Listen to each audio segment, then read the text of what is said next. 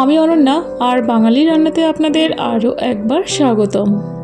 আজ ঢ্যাঁড়স মাখানির রেসিপি নিয়ে চলে এসেছি, আশা করব ভালো লাগবে। তো দেখে নেওয়া যাক আজ কিভাবে বানালাম ঢ্যাঁড়স মাখানি। ঢ্যাঁড়স মাখানি বানানোর জন্য লাগছে মাখনা আর লাগছে 1 চামচ ঘি। ঘিটা নিয়েছি কারণ মাখানাটা আমি ঘিয়ের মধ্যে ভেজে নেব। এখানে 1 বাটি মাখানা নিয়েছি। মাখানা অর্থাৎ পদ্মের বীজ। স্বাস্থ্য সচেতন মানুষদের মধ্যে দারুণ জনপ্রিয় এই মাখানা। শরীরকে প্রয়োজনীয় পুষ্টি জুগিয়েও ওজন নিয়ন্ত্রণে রাখতে এর জুড়ি নেই। Calcium, fibre, protein, iron, potassium, magnesium, ফসফরাসে সমৃদ্ধ এই মাখনা।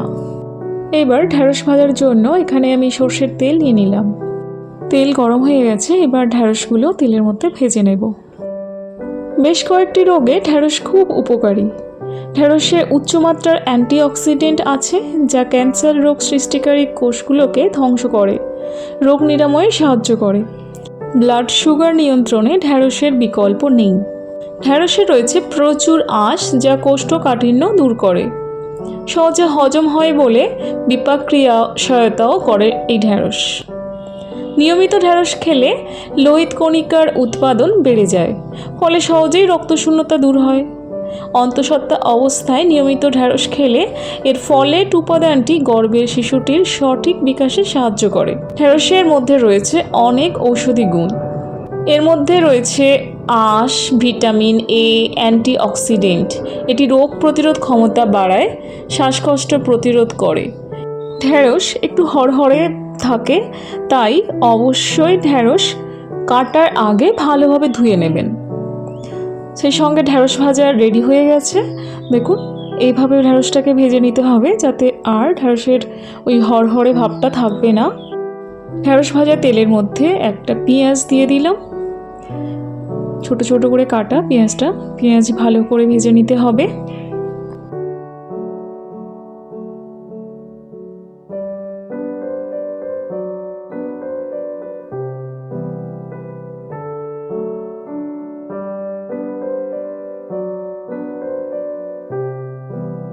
পেঁয়াজ ভাজা হয়ে গেছে, এবার দিয়ে দিলাম 1/2 চামচ আদা রসুন বাটা, হলুদ গুঁড়ো 1/2 চামচ, কয়েকটা কাঁচা লঙ্কা কাটা আর 1/2 চামচ লঙ্কা গুঁড়ো।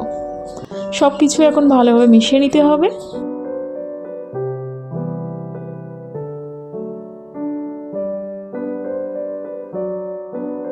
তো হয়ে গেছে এটা। এবার দিয়ে দিলাম সস, টমেটো সস 2 চামচ।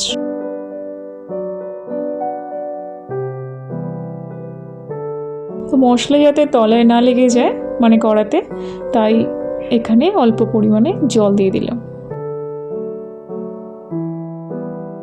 মশলা কষানো হয়ে গেলে ভেজে রাখা ঢ্যাঁড়স আমি দিয়ে দেব।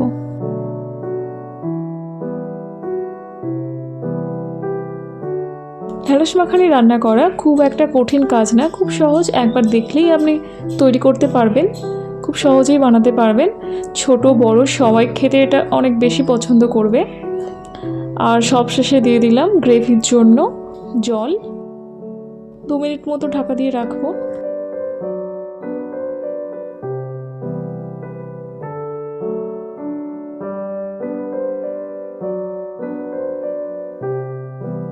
দু মিনিট হয়ে গেছে, এবার ঢাকনা খুলে ফেললাম।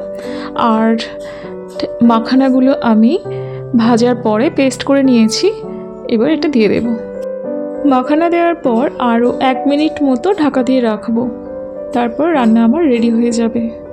আর সব শেষে 1/2 চামচ গরম মশলা ছড়িয়ে দেবেন এবং সার্ভ করার আগে 1 চামচ ঘি। ব্যাস রেডি। মাখনার স্বাদ অনেকটা বাদামের মতো, আর এগুলো হালকা রোস্ট করে নিলে, মানে ভেজে নিলে মুচমুচে হয়ে যায়।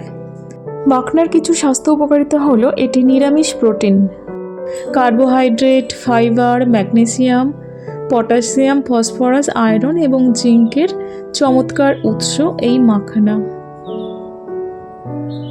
তাই নিরামিষাশীদের জন্য মাখনা একটা দারুণ খাদ্য হতে পারে। ঢ্যাঁড়স মাখানা আমি ড্রাই গ্রেভি পছন্দ করি, আর আপনি যদি লিকুইড গ্রেভি পছন্দ করেন তাহলে জলের পরিমাণটা বাড়িয়ে দেবেন।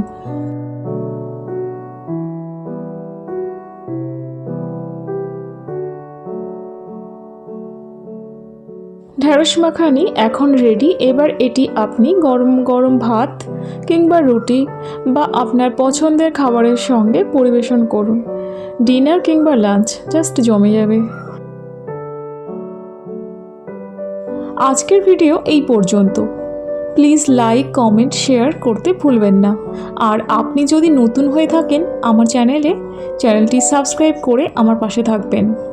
আশা করছি আপনারা সবাই অনেক অনেক ভালো আছেন, সুস্থ আছেন এবং নিজের খেয়াল রাখছেন। ভিডিওটি এতক্ষণ দেখার জন্য অসংখ্য ধন্যবাদ। Thank you.